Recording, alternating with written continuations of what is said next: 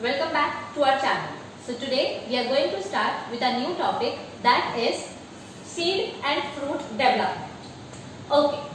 So what is the importance in studying about the development of the seed and the fruit? Okay. Why is it important to study that how does a seed develops or how does a fruit develops? In our previous two lectures, we had studied in detail about the development of embryo and about the development of endosperm. Okay. So now today we are going to understand कि जब embryo develop हो जाता है और endosperm सारा का सारा consume हो जाता है तो सीड बनती है. Okay.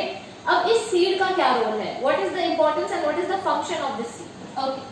So the introduction says that the goal of reproduction in every living organism including plants is to create offsprings for the next generation. मतलब क्या बोला जा रहा है यहाँ पर कि किसी भी रिप्रोडक्शन का गोल क्या होता है, चाहे वो ह्यूमन रिप्रोडक्शन हो या फिर प्लांट रिप्रोडक्शन हो. What is the goal of reproduction? The goal of reproduction is to create an offspring, जिससे आने वाली जनरेशन फर्दर अपना पॉपुलेशन इंक्रीज कर सके. See, the goal of reproduction in every living organism is to create offsprings. Okay, नया offspring banana. This is very important goal in reproduction. Okay, one of the ways that plants can produce offsprings is by forming or making seeds.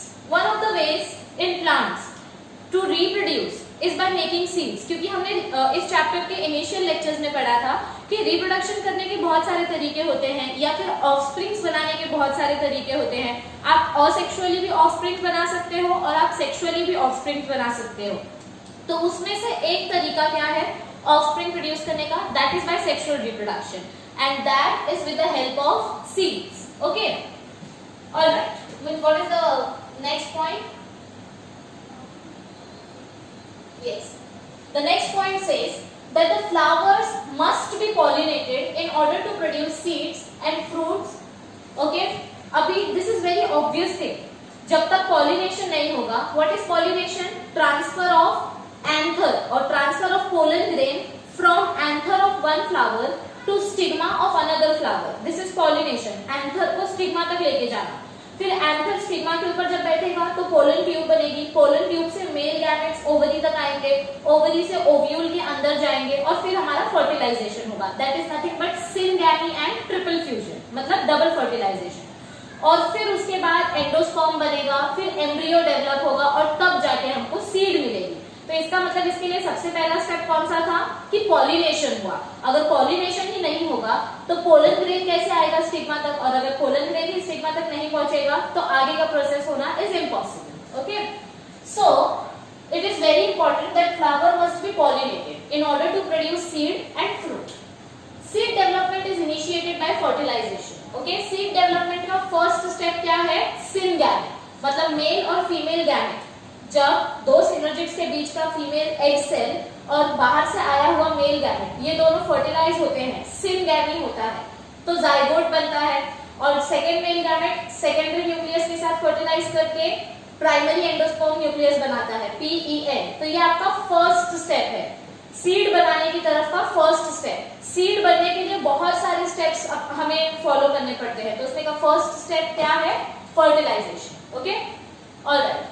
The integuments of the fertilized ovule persist, मतलब they survive for a long period of time, but they get transformed. हमने जो ovule का structure पढ़ा था, it was something like this. ये आपके integuments और ये बीच में आपका embryo sac. Am I right? मतलब यहाँ पर आपका yes, ये बीच में आपका एम्ब्रियो सैक. ओके, और ये न्यूसेलस. ठीक है. ओके, सो दिस इंटीग्यूमेंट्स, ये मैंने आपको इनिशियल सेकेंड या थर्ड लेक्चर में बताया था कि what is the role of this integuments. ये इंटीग्यूमेंट्स का क्या रोल होता है हमने तभी पढ़ा था कि जब हमारा ओव्यूल, ये अंदर का ओव्यूल मतलब ये जो सैक है, ये अंदर का जो एम्ब्रियो सैक है, जब ये मैच्योर हो जाता है तो ये सीड में ट्रांसफॉर्म हो जाता है. एम्ब्रियो सैक क्या बन जाता है? सीड में ट्रांसफॉर्म हो जाता है. और ये बाहर की लेयर्स जो है वो क्या बन जाती हैं? वो हमारे सीड की आउटर कोटिंग्स बन जाती हैं. हमने लास्ट टाइम पढ़ा था कि ये जो आउटर इंटीग्यूमेंट होता है वो बनता है थिक कोट. ओके, टेस्टा. और जो इनर इंटीग्यूमेंट होता है वो बनता है thin layer that is tegmen. Okay, so आपको यहाँ पर याद रखने वाली क्या चीज है, that the integuments of the fertilized ovule they persist as in they survive, but they get transformed into seed coat of mature seed. Okay, so ये integuments कहीं गायब नहीं हुए हैं, ये सिर्फ ट्रांसफॉर्म हो गए हैं. Okay, let's see.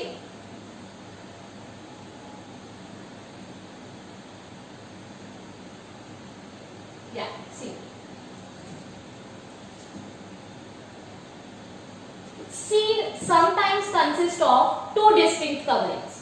Okay, one is a typical outer seed coat that is the testa, and the inner thin that is membranous tegmen.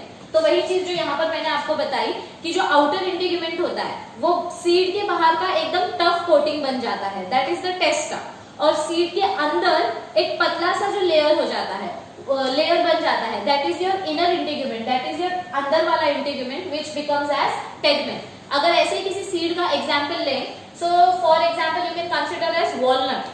Okay, walnut का जो बाहर का सीड होता है, अखरोट, वॉलनट मतलब अखरोट जो होता है, अखरोट का जो बाहर का लेयर होता है वो बहुत कड़क होता है, बहुत ही ज्यादा टफ होता है. तो यू कैन कंसीडर कि वो वॉलनट का जो आउटर कोट है दैट इज योर टेस्टा.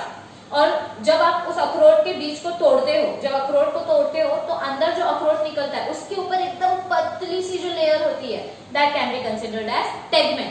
और फॉर एग्जांपल बादाम भी आप कंसीडर कर सकते हो. बादाम जो एक्चुअल फ्रूट होता है वो बाहर का जो उसका लेयर होता है वो बहुत ही ज्यादा टफ होता है, वो बहुत ज्यादा एफर्ट्स के बाद टूटता है, बहुत मैकेनिकल प्रेशर अप्लाई करना पड़ता है उसके ऊपर. तो outer coat is testa and the inner membrane is your tegmen. और बेस्ट एग्जांपल कोकोनट, कोकोनट का outer shell is your testa and the inner brown color layer is your tegmen. So naturally two layers are formed. Okay, outer integument forms testa, the tough layer, and the inner integument forms tegmen, the membranous thin layer. Okay, what is next point? The nucellus in the ovule may persist in some genera. Like genera means genus. Okay, what do we mean by genera? Genera means genus. So ये जो nucellus की हम बात कर रहे थे, this one,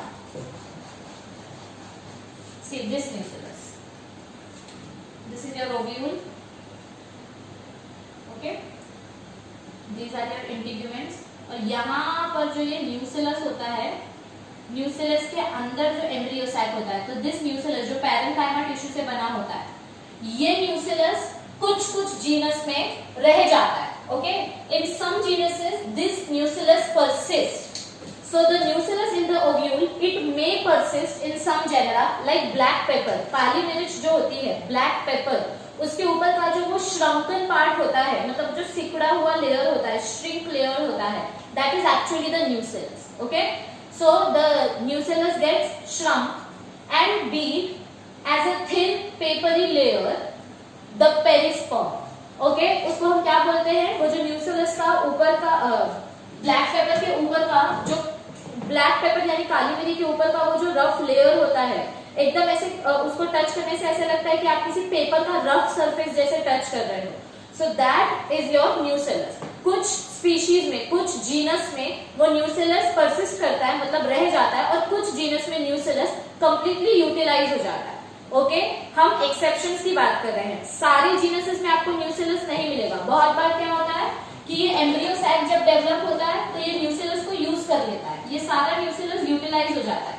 और बहुत सारे जीनस में क्या होता है कि ये न्यूसेलस सर्वाइव करता है. Okay, alright. और उस लेयर को, मतलब जो बचा हुआ न्यूसेलस है, कुछ सीड्स में जो बचा हुआ न्यूसेलस रहता है, उसको हम क्या बोलते हैं, perisperm. Please make sure that you underline this word, perisperm. Biology is all about small terminology. छोटे छोटे वर्ड्स का बहुत इंपॉर्टेंस है बायोलॉजी में. Okay, in some seeds the food reserves in the endosperm are partially used up in the development of an embryo. क्या बोला है हमको यहाँ पर कि कुछ सीड प्रोडक्शन में, मतलब कुछ स्पीशीज ऐसी होती हैं जिनमें एंडोस्पर्म पूरी तरीके से यूज नहीं होता है, कुछ एंडोस्पर्म बच जाता है. ओके, क्या बोला मैंने, in some species endosperm is left behind, सारा एंडोस्पर्म यूज नहीं होता है. So obviously in such seeds the endosperm remains conspicuous. तो उन स्पीशीज में एंडोस्पर्म क्या होता है, काफी विजिबल होता है, मतलब वो एंडोस्पर्म खत्म नहीं हुआ है तो कहीं गायब तो हो नहीं जाएगा सडनली। जो एंडोस्पर्म बचा हुआ है वो एंडोस्पर्म सीड को थिक बनाने का काम करता है। क्या करता है, सीड को थिक बनाने का काम करता है। So the remaining endosperm is very conspicuous. Conspicuous का मतलब क्या होता है, visible, okay, very easily visible. So the remaining endosperm is conspicuous and it fills a greater part of the seed. ये एंडोस्पर्म क्या करता है, सीड में, सीड को आउटर, सॉरी, ये रिमेनिंग एंडोस्पर्म क्या करता है, ये रिमेनिंग एंडोस्पर्म सीड को थिक करने का काम करता है, okay, alright. Thus the resultant product, the resultant seed is endospermic. Endospermic क्यों बोला इसको, क्योंकि ये ऐसी सीड है जिसमें एंडोस्पर्म पूरी तरीके से यूज नहीं हुआ है। Let me show you one diagram so it will be easy for you to picturize it.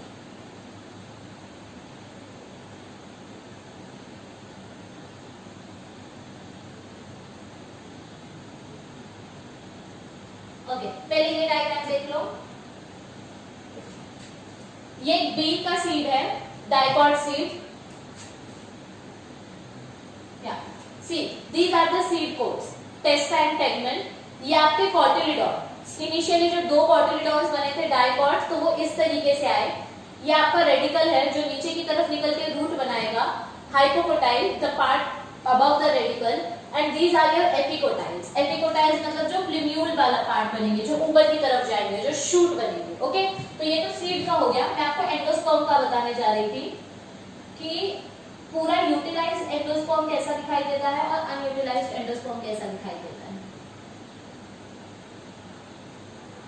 कल हमने सॉरी लास्ट लेक्चर में हमने वो चीज कवर की थी। यस, सी यहाँ पर देखो, ये dot dot dot dot dot dot part जो है ये आपका एंडोस्पर्म है। ये एंडोस्पर्म यूज होते जा रहा है। जैसे जैसे ये एंडोस्पर्म यूज हो रहा है हमारा एम्ब्रियो बढ़ रहा है। एंडोस्पर्म यूज हो रहा है, एम्ब्रियो बढ़ रहा है। अब एम्ब्रियो बढ़ चुका है और यहाँ पर ये एम्ब्रियो पूरी तरीके से बेंड हो चुका है और यहाँ पर आप देख रहे हो कि एंडोस्पर्म नहीं बचा है, पूरा एंडोस्पर्म यूज हो गया है। हमने अपने लास्ट लेक्चर में ये पॉइंट कवर किया था that the endosperm has been consumed almost completely. तो जिन स्पीशीज में एंडोस्पर्म पूरी तरीके से कंज्यूम हो जाता है, बिल्कुल एंडोस्पर्म नहीं बचता है, उसको नॉन एंडोस्पर्मिक बोलते हैं। लेकिन कुछ कुछ स्पीशीज में एंडोस्पर्म बच जाता है, मतलब यहाँ पर ऐसे थोड़ा सा एंडोस्पर्म बचा हुआ होता है, आउटर लेयर में थोड़ा सा एंडोस्पर्म बचा हुआ होता है, तो उसको हम बोलते हैं एंडोस्पर्मिक। क्या बोलते हैं, एंडोस्पर्मिक। सो यही चीज हम अभी पढ़ रहे थे that in some species the endosperm is not consumed completely and those species are known as endospermic or albuminous. See, yes, so the resultant seed जिसमें एंडोस्पर्म पूरी तरीके से यूज नहीं हुआ, कुछ एंडोस्पर्म बचा है, तो वो एंडोस्पर्म हमारी सीड को थिक कर देगा और वैसी सीड को हम बोलेंगे एंडोस्पर्मिक या albuminous. Albuminous means proteinaceous, proteinaceous, जिसमें बहुत सारा प्रोटीन अभी भी बचा हुआ है, okay. For example castor seeds, coconut and मेज एटसेट्रा।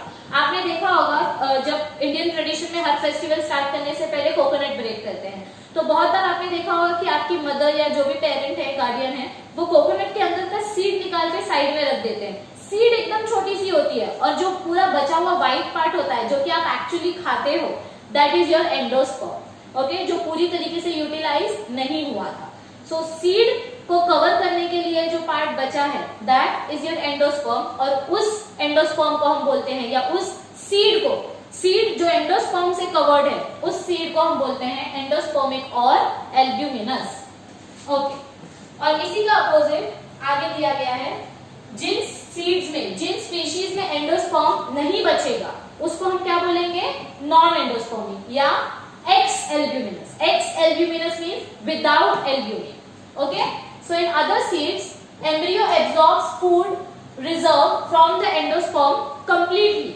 जिन स्पीशीज में एंडोस्पर्म पूरी तरीके से कंज्यूम हो चुका है during its developmental stages, thus endosperm disappears. उनमें क्या होगा, एंडोस्पर्म डिसअपियर हो जाएगा in the mature seed and the seeds will be known as non-endospermic or X albuminous. For example, pea, हरी मटर जो होती है, या बीन, बीन में आप नहीं देखते ना कि कोई भी सोयाबीन हो या राजमा बीन हो, उसमें बाहर से एक्स्ट्रा आउटर कोटिंग नहीं होता है, राइट। वो सिंगल सीड है, उसको आप डायरेक्ट सो करोगे तो उसमें से डायरेक्ट आपका कॉटिलिडॉन ग्रो होगा. So that is non-endospermic or ex-albuminous. Okay, am I clear? So these two are very important definitions, that what is endospermic and what is non-endospermic.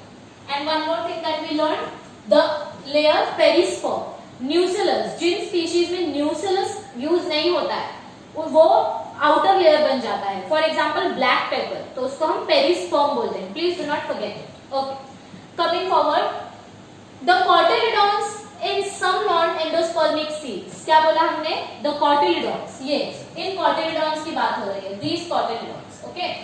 The cotyledons in some non-endospermic, जैसे हरी मटर, act as food storage. So हरी मटर हो या soybean हो या rajma been हो, ये beans में जो cotyledons होते हैं वो cotyledon ही रिजर्व फूड का काम करते हैं, क्योंकि उन्होंने ही सारा का सारा एंडोस्पर्म खत्म किया है. अब जिसने स्टार्टिंग में सारा खाना खाया था उसी को आगे वो खाना यूज करना है और स्टोर करके रखना है. So the cotyledon they act as food storage, while in other species जैसे कोकोनट जिसमें पूरा एंडोस्पर्म यूज नहीं हुआ था,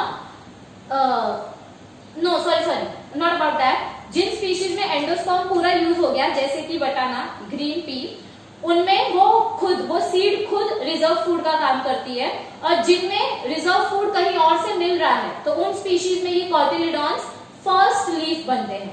वापिस बोलती हूँ मैंने क्या बोला. कुछ स्पीशीज जिनमें एंडोस्पर्म पूरी तरीके से यूज हो गया है जैसे कि बटाना, ग्रीन पी, उनमें वो सीड ही एंडोस्पर्म है, मतलब वो सीड ही खुद का फूड खुद को प्रोवाइड करेगी. ओके, और कुछ स्पीशीज ऐसी होती हैं जिनमें ये कॉटिलिडॉन फूड का काम नहीं करती है. ये कॉटिलिडॉन फर्स्ट लीफ बनती है. क्या बनती है?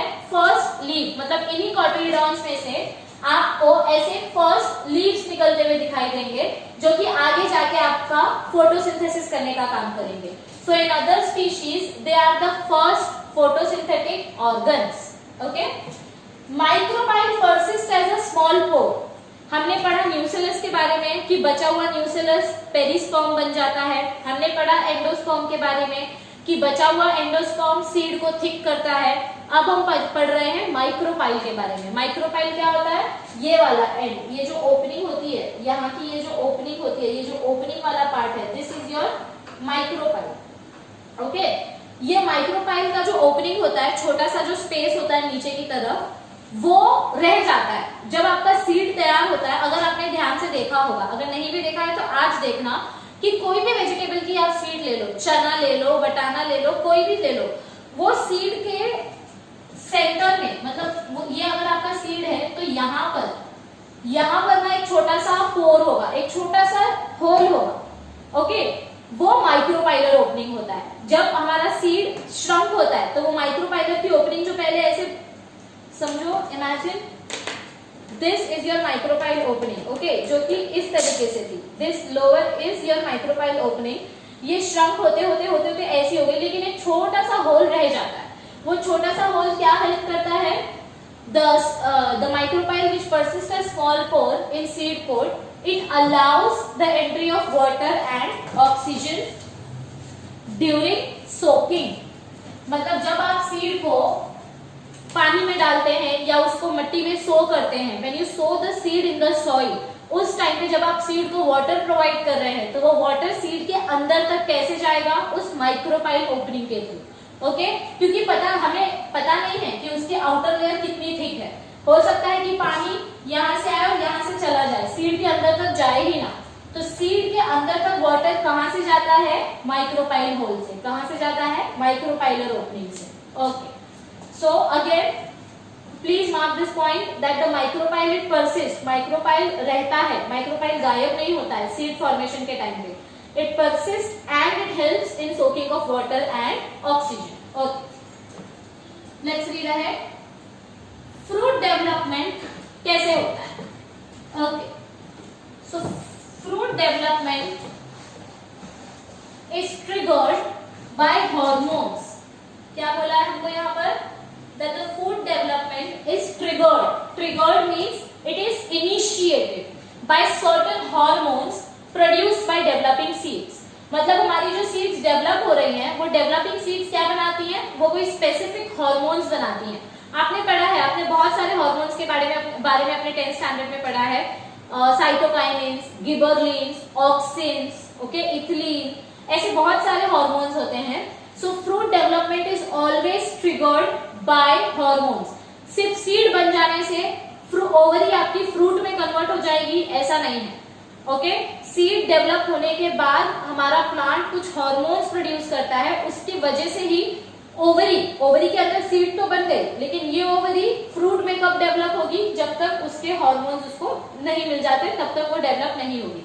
हार्मोन्स मिल जाएंगे तो it will get converted into fruit. As mentioned earlier, after fertilization, the zygote is formed and the ovary begins to differentiate. क्या बोला है हमको यहाँ पर कि जैसे पहले हमने पढ़ा कि फर्टिलाइजेशन के बाद क्या होता है, जाइगोट बनता है। सो जैसे ही जाइगोट बन जाता है, the ovary also begins to differentiate into the fruit. Zygote बन गया तो एंडोस्पर्म बनेगा, एंडोस्पर्म बन जाएगा, यहाँ पे देखो, यहाँ पर आपका जाइगोट बन गया तो ये एंडोस्पर्म बनेगा। एंडोस्पर्म डेवलप होगा तो ये पूरा का पूरा एम्ब्रियो सैक सीड बन जाएगा। क्या बन जाएगा, सीड। और ये एम्ब्रियो सैक सीड बन जाएगा तो ये जो ओवरी है, जिस ओवरी के अंदर ये सब हो रहा है, ये ओवरी क्या बन जाएगी, ये ओवरी फ्रूट बन जाएगी। क्या बन जाएगी, फ्रूट। सो जैसे ही फर्टिलाइजेशन हो जाता है, हार्मोन प्रोडक्शन स्टार्ट हो जाता है। एक जगह पे जाइगोट अपना डेवलप होते रहता है, एम्ब्रियो बनाते रहता है, और एक जगह पे ओवरी अपना काम चालू रखती है of getting transformed into fruit, okay. And ovary wall develops into pericarp. यहाँ पर जो ओवरी के भी लेयर्स थे, ओवरी के भी जो मेम्ब्रेन थे, वो भी क्या कन्वर्ट हो जाती है, वो पेरिकार्प में कन्वर्ट हो जाती है। Now pericarp is basically 3 layer structure. अगर मैं आपको यहाँ पर बताऊं, समझो ये मैं आपको कोई फ्रूट बता रही हूँ, imagine this as a fruit. तो ये जो आउटर लेयर होगा, this outer layer, it will be your ectocarp और epicarp. Carp means membrane, okay. ये यहां पर समझो आपका सीड होगा, ओके, सीड के बाहर एक मेम्ब्रेन होगा। हाँ, ये फ्रूट का जो मिडल पार्ट होगा, दिस विल बी योर मीसोकार्प, और ये इनर मेम्ब्रेन जो सीड से एकदम एसोसिएटेड होगा, सीड से टच होगा, this membrane, that will be your endocarp. तो ये 3 लेयर्स मिलके, एंडोकार्प प्लस मीसोकार्प प्लस एक्टोकार्प मिलके क्या बनाते हैं, पेरिकार्प, ओके। जो कि कहां से आई है, ओवरी के वॉल से। कहां से आई है ये मेम्ब्रेन्स, ओवरी के वॉल से। So pericarp is basically 3-layered structure which get differentiated in the fleshy fruit like mango, coconut, etc. So imagine this as the structure of mango, and these are the layers that are formed in the ovary.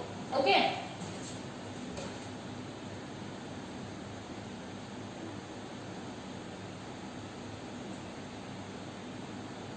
All right. Moving ahead to the significance of seed and fruit formation. Let me just rub this, clear the board.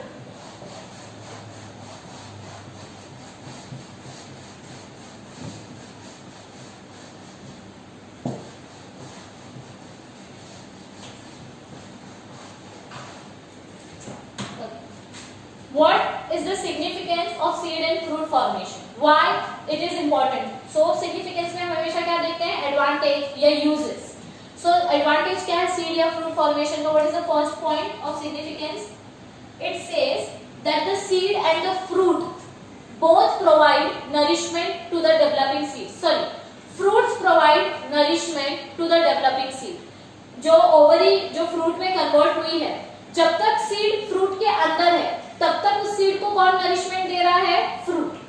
Mango की seed जब तक mango के अंदर है तब तक seed को खाना कहां से मिलेगा? मैंगो से मिलेगा। सो जब तक सीड हमारी फ्रूट के अंदर है, the fruit provides the nourishment, okay. Fruits protect the seeds in immature condition. Fruits क्या करते हैं? फ्रूट सीड को प्रोटेक्ट करके रखते हैं, क्योंकि फ्रूट के अंदर सीड है। सो फ्रूट के अंदर सीड है तो वो बाहर के एजेंट से protected. Seeds serve as important propagating organs of plants. Propagating means क्या होता है, स्प्रेडिंग, मतलब सीड जो है, अब समझो कि आप एक सिटी से दूसरे सिटी में कोई सीड लेकर जा रहे हो, तो इसका मतलब आप एक सिटी से कोई स्पीशीज दूसरे सिटी में स्प्रेड कर रहे हो। अगर उस दूसरे सिटी का एनवायरनमेंट भी पहली वाली सिटी के जैसा होगा और सीड के लिए सूटेबल होगा, तो जो स्पीशीज आप यहाँ ग्रो कर रहे थे वही स्पीशीज आप दूसरी सिटी में भी ग्रो कर पाएंगे। सो बेसिकली सीड क्या फंक्शन कर रहा है यहाँ पर, सीड नेचर को प्रोपोगेट कर रहा है या वो अपनी स्पीशीज को स्प्रेड कर रहा है। Okay, so the seed serve as important propogating units of plant. Okay, आप प्लांट को नहीं ले जा सकते ना मुंबई टू दिल्ली, लेकिन आप सीड लेके जा सकते हो। Mumbai to Delhi just an example. Seeds and fruits develop special devices for their dispersal and thus it helps in the distribution of the species. Seeds और fruits कुछ ऐसे special devices बनाते हैं जिससे कि नेचर खुद उनको यहाँ वहां स्प्रेड कर सके। जैसे कि सीड जो है, सीड अपने बाहर एक कोट बना लेती है ताकि अगर उसको आप एक सिटी से दूसरे सिटी लेकर जा रहे हो तो वो ट्रैवलिंग के टाइम पे खराब ना हो जाए, वो प्रोटेक्टेड रहे, ओके, वो डॉर्मेंट स्टेज में रहे। So that is one device जो सीड खुद के लिए बनाता है, खुद को प्रोटेक्ट करने के लिए। फ्रूट ऐसे बहुत सारे डिवाइसेस बनाता है जिससे कि वो अपनी सीड को कहीं और प्रोपोगेट कर सके। बहुत सारे ऐसे फ्रूट्स आते हैं जिसमें बहुत सारी सीड्स होती है, सो उसके वजह से आपको एक ही टाइम पे मल्टीपल प्लांट्स मिलने के चांसेस होते हैं। सो फ्रूट और सीड हमेशा खुद के लिए कुछ ना कुछ कंडीशन ऐसी क्रिएट करते रहते हैं जिससे कि नेचर में ज्यादा से ज्यादा डाइवर्सिटी और ज्यादा से ज्यादा natural population spread. Okay, so this was about the significance of seeds. अब एक बहुत ही important topic जो यहाँ पर दिया गया है below the significance, that is about dormancy. I very well remember कि जब हम polar grain के बारे में पढ़ रहे थे और जब हम ovule के बारे में पढ़ रहे थे तब ये dormancy वाला topic भी आया था और मैंने आपको dormancy के बारे में तभी बहुत अच्छे से बताया था that what do you mean by dormancy और what do you mean by viability. पहले viability word का मतलब याद कर लेते हैं. What is viability? Viability is the condition of a particular seed which keeps the seed in a growing condition even if it has been dormant for a long period of time. मतलब अगर simple भाषा में बोलूं तो जैसे frozen food, okay, अब बहुत सारा आजकल मतलब ज्यादातर फ्रोजन फूड का ट्रेंड चल रहा है। तो जब भी गेस्ट आते हैं तो मम्मी फ्रीज में से फ्रोजन फूड निकालती है और उसको फ्राई करके दे देती है या बेक करके और whatever it is. So basically बोलने का मेरा यहाँ पर मीनिंग क्या है कि जो फूड आपने फ्रीज करके रेफ्रिजरेटर में रख दिया था, ना तो उसका न्यूट्रिएंट कंटेंट कम हुआ और ना ही वो खराब हुआ, हफ्तों तक वो वैसे ही रह सकता है बिना अपनी क्वालिटी को डिग्रेड किए। इसका मतलब कि रेफ्रिजरेटर में बहुत दिन तक रहने के बावजूद भी उसके अंदर का सारा कंटेंट एज इट इज है। इसका मतलब कि उसके सारे न्यूट्रिएंट्स अभी तक वायबल है, viable as in they are inactive condition. आपने बस उन चीजों को स्टैच्यू करके रख दिया था। ओके, सो डॉर्मेंसी भी कुछ इसी तरीके से है। Let's read the textual definition. Dormancy is a state of metabolic arrest. क्या होता है डॉर्मेंसी? जब आप किसी भी पर्टिकुलर सीड या किसी भी पर्टिकुलर फूड को फ्रीज कर देते हो या उसको सॉलिडिफाई कर देते हो, तो आप क्या कर देते हो, आप उसके अंदर के होने वाली सारी मेटाबॉलिक एक्टिविटी को स्टॉप कर देते हो, आप उसको स्टैच्यू कर देते हो ताकि हमारे सीड या हमारे फ्रूट की एनर्जी वेस्ट ना हो।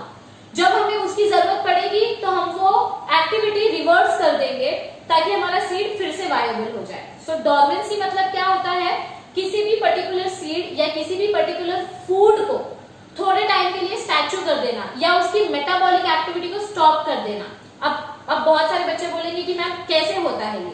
सो बेसिकली इसमें हम करते क्या है, हम उसके एंजाइम एक्टिविटी को स्टॉप कर देते हैं। अब आपने 11th स्टैंडर्ड में एंजाइम की बहुत सारी प्रॉपर्टीज पढ़ी है कि एंजाइम एक पर्टिकुलर पीएच पे ही काम करता है, एक पर्टिकुलर टेम्परेचर पे ही काम करता है।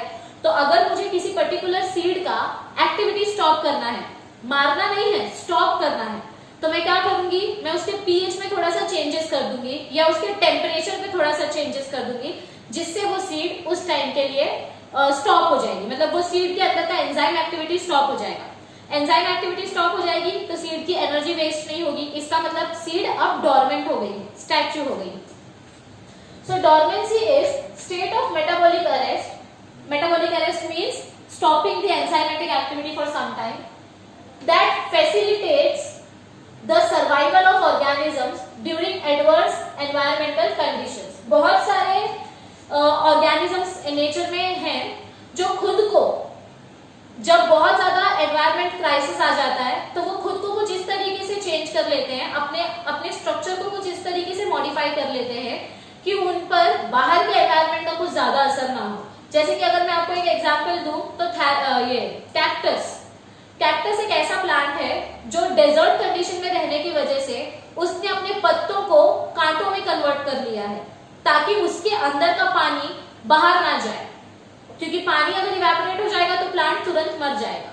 इसका मतलब उस प्लांट ने खुद को अडेप्ट कर लिया नेचर के हिसाब से। ओके, तो वही चीज हमको यहाँ पर बताई गई है कि बहुत बार क्या होता है, बहुत सारे सीड, बहुत सारे ऑर्गेनिजम्स, बहुत सारे प्लांट्स ऐसे होते हैं जो एडवर्स कंडीशन में खुद को प्रोटेक्ट करने के लिए डोरमेंट हो जाते हैं, मतलब अपने एंजाइमेटिक एक्टिविटी को स्टॉप कर देते हैं। ओके, क्योंकि उनके लिए एनवायरमेंट कंडीशन अच्छी नहीं है।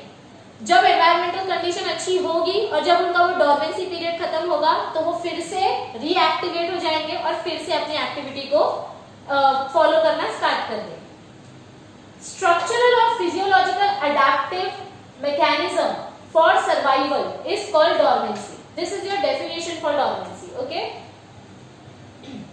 दैट एक्चुअली डेफिनेशन पूरा यहां से यहां तक आएगा। क्या है यहाँ पर हमको बोला गया फर्स्ट पॉइंट में, that dormancy is metabolic arrest. आपने किसी सीड को मेटाबॉलिकली अरेस्ट कर दिया, that is dormancy. Metabolically arrest करने की वजह से क्या होगा, ऑब्वियस सी बात है, अगर आप इंटरनल मैकेनिज्म को कुछ कर रहे हो तो आपको स्ट्रक्चर में भी चेंज देखने को मिलेगा। सो जब आप मेटाबॉलिक अरेस्ट करते हो तो स्ट्रक्चर और फिजियोलॉजिकल अडैप्टेशन देखने को मिलता है, आपको स्ट्रक्चरल और फिजियोलॉजिकल चेंजेस देखने मिलते हैं for survival and that is called as dormancy. तो इससे क्या होगा कि सीड मरेगी भी नहीं और काफी लंबे समय तक वो डोरमेंट होकर सर्वाइव करेगी। मतलब आप ऐसा बोल सकते हो कि वो थोड़े टाइम के लिए कोमा वाले स्टेज में चली गई है, मतलब वो मरी भी नहीं है बट वो अभी एक्टिव भी नहीं है। Okay, mature and viable seeds will not germinate even in the presence of favourable conditions and they are dispersed at different places। क्या बोला हमने, let's read again। mature seed, whether the seed is mature or viable, they will not germinate even in the presence of favorable conditions and they are dispersed at different places during dormancy। इसका मतलब क्या बोला जा रहा है कि जब कोई सीड डोरमेंट स्टेज पे चली जाती है तो फेवरेबल कंडीशन में भी वो फटाक से रिएक्टिवेट नहीं होगी। जब तक उसका एक पर्टिकुलर डोरमेंसी पीरियड खत्म नहीं हो जाता तब तक वो डोरमेंट स्टेज पे ही रहेगी। आप उसको कितने भी फेवरेबल कंडीशन में रख दो तो वो तुरंत जर्मिनेट होना स्टार्ट नहीं होगी। मतलब आप ऐसा नहीं इमेजिन कर सकते कि आपने आज सीड को डोरमेंट किया और वो कल के कल वापस से रिएक्टिवेट होगी। हर एक सीड का एक डोरमेंसी पीरियड होता है। ओके, आप किसी को स्टैच्यू करके तुरंत उसको वापस से एक्शन कर दोगे तो वो वापस से अलाइव हो जाता है। That is only possible while you play games. लेकिन जब हम बायोलॉजी की बात करते हैं या जब हम रियल टेक्निक्स की बात करते हैं तो यहाँ पर थोड़े से एक्सेप्शंस होते हैं कि जब कोई सीड डोरमेंट हो जाती है तो वो एक पर्टिकुलर टाइम के लिए डोरमेंट होती है। हमने इसके बारे में भी पढ़ा था कि कुछ सीड्स 30 दिन के लिए डोरमेंट होती हैं, कुछ सीड्स 30 साल तक के लिए डोरमेंट होती हैं। So it depends from species to species. तो यहाँ पर अब एक एडवांटेज क्या है डोरमेंट सीड का कि जब तक वो सीड डोरमेंट है, मतलब जब तक वो कोमा में है, वो सीड जब तक डोरमेंट है तब तक आप उसको जहां चाहे वहां ले जा सकते हो, क्योंकि उसने खुद को अंदर से बंद कर दिया, उसने खुद का मेटाबॉलिज्म स्टॉप कर दिया है। तो आप उसको कहीं पर भी ट्रांसपोर्ट कर सकते हो, वो स्पॉइल नहीं होगी, वो खराब नहीं होगी। Okay, so they are dispersed. Dispersed means they are transferred from places to places. Okay, viable seeds germinate only after completion of dormancy period. ये पॉइंट बहुत इंपॉर्टेंट है। क्या बोला है यहाँ पर कि ये जो वायबल सीड्स हैं वो तभी जर्मिनेट होगी जब उनका डोरमेंसी खत्म होगा। उनकी वायबिलिटी तो रहेगी लेकिन उनका डोरमेंसी पीरियड जब तक खत्म नहीं होगा, जब तक उनके ऊपर का लेयर ब्रेक नहीं होगा तब तक वो जर्मिनेट नहीं होगी। Okay, so this point is very very important. नीचे हमें बॉक्स में कुछ स्पीशीज का एग्जांपल दिया गया है, let's have a look at it. See some examples of oldest mature seeds that have grown into viable plants are as follows। Lupinus arcticus, ये एक ऐसी स्पीशी है, ये ऐसी जीनस और ऐसा स्पीशी है जो 10,000 साल तक डोरमेंट था, उसके बाद उसमें से प्लांट ग्रो हुआ. सो इट मीन्स कि डोरमेंसी पीरियड इसका 10,000 साल था, 10,000 years. Okay, and this is another species that is Phoenix dactylifera. This has been dormant for 2,000 years and after 2,000 years it germinated. So see, viability काफी लंबे समय तक रहती है. वो सीड एक्टिव बहुत टाइम तक रहेगी, लेकिन वो डोरमेंट स्टेज में होगी. आप उसको कभी भी ग्रो नहीं कर सकते. जब तक उसका डोरमेंट पीरियड खत्म नहीं हो जाता, तब तक आप उसको ग्रो नहीं कर सकते. और ये डोरमेंसी खत्म आर्टिफिशियली खत्म करने के भी तरीके होते हैं. कुछ इंजेक्शन या कुछ हार्मोन्स अगर आप इंजेक्ट करते हो, तो देयर आर हाई चांसेस कि आपकी सीड की डोरमेंसी जल्दी खत्म हो जाए. क्योंकि हम 2,000 या 10,000 साल तक तो वेट नहीं कर सकते ना कि कब इस सीड की डोरमेंसी खत्म होगी और कब हम प्लांट ग्रो करेंगे. तो साइंटिस्ट ने बहुत सारे ऑल्टरनेटिव तरीके भी निकाल के रखे हैं डोरमेंसी को खत्म करने के लिए. लेकिन जो चीज नेचुरली हो वो बेटर होती है. Okay, alright. So here we covered the topic of fruit and seed development. I hope that you understood. Okay, and if you have understood it, then please do not forget to comment your experience in our comment section, and probably the next lecture will be the last lecture in which we will try to finish this chapter. If not, then probably 1 or 2 more lectures will be needed. If you like this video, then do not forget to click on the like button, and if you haven't shared it with your friends, then please do share it with your friends, and do not forget to subscribe to our channel. Thank you. See you soon.